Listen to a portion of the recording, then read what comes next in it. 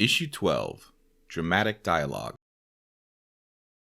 Everyone loves a good dramatic scene, right?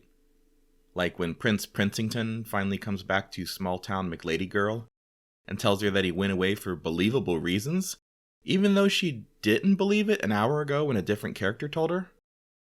Ah, so romantic. These are the big scenes in movies that make us lean in a little, hold our breath, and, actually look up from the Sudoku app on our phone. So let's take a look at how to make those words count. Dramatic dialogue is all about using tension to earn attention. Most of the time, the audience will not want to read a 3-paragraph speech at the very opening of a novel.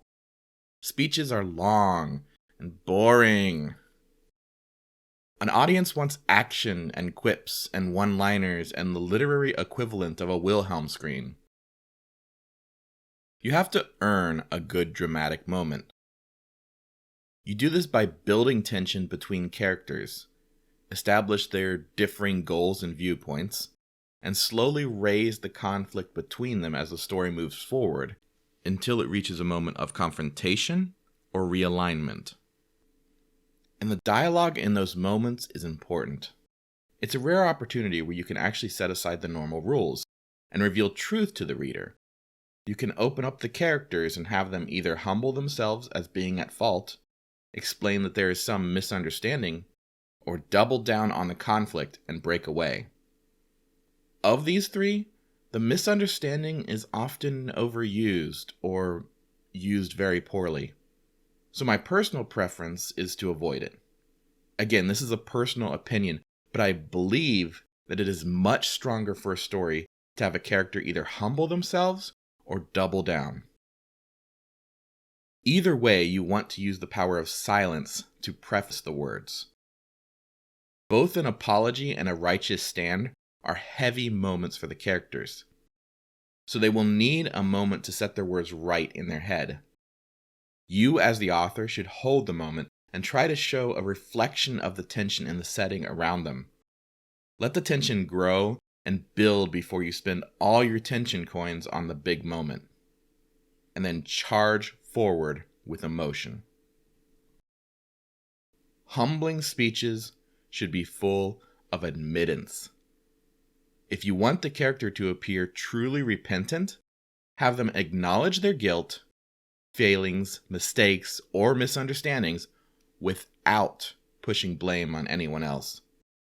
Don't have them ask for forgiveness, as this broadcasts an intent to make themselves feel better instead of being about righting a wrong they are responsible for. Repentance should be about the admittance of guilt, not the resolution of it. And if you want them to look like a whiny prick, have them do the opposite of all that.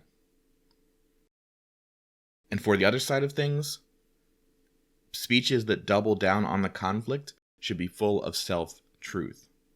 The character should speak with passion and precision, laying out what they believe and why they must move against the other character.